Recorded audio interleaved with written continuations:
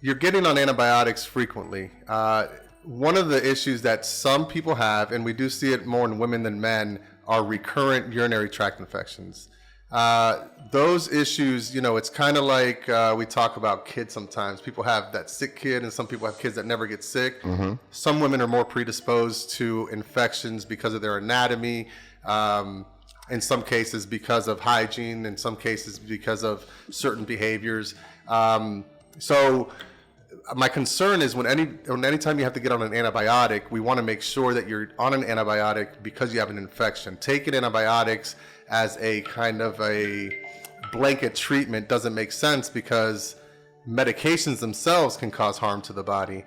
One of the things that we don't think about, is people are always taking over-the-counter medications. So medications can actually affect your kidneys mm-hmm. and can cause either proteins in the kidneys or cause your kidney function to decrease.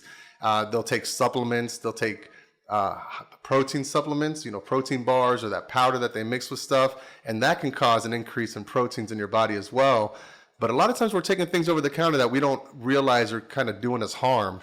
I don't know that I can answer and give you the answer to what's going on with you, and you'd almost have to be a psychic to be able to figure that out.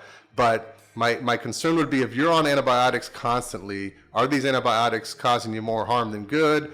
Do you have an active infection at that time, or are they just trying to treat a symptom? Because if you're on an antibiotic for the symptom, then that's probably not the direction we want to go. And this is what I tell everybody.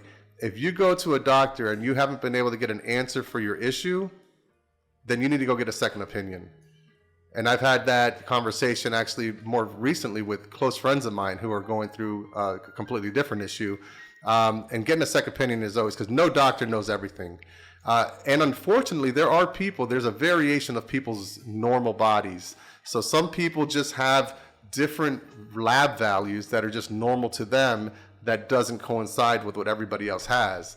So, what one person's normal isn't somebody else's normal. If you're not having any significant symptoms, you're not having any pain, any blood, you have nothing else in your urine but those proteins, they've checked you for your high blood pressure, they've checked you for diabetes, I'm not sure to the extent of the workup they've done on you.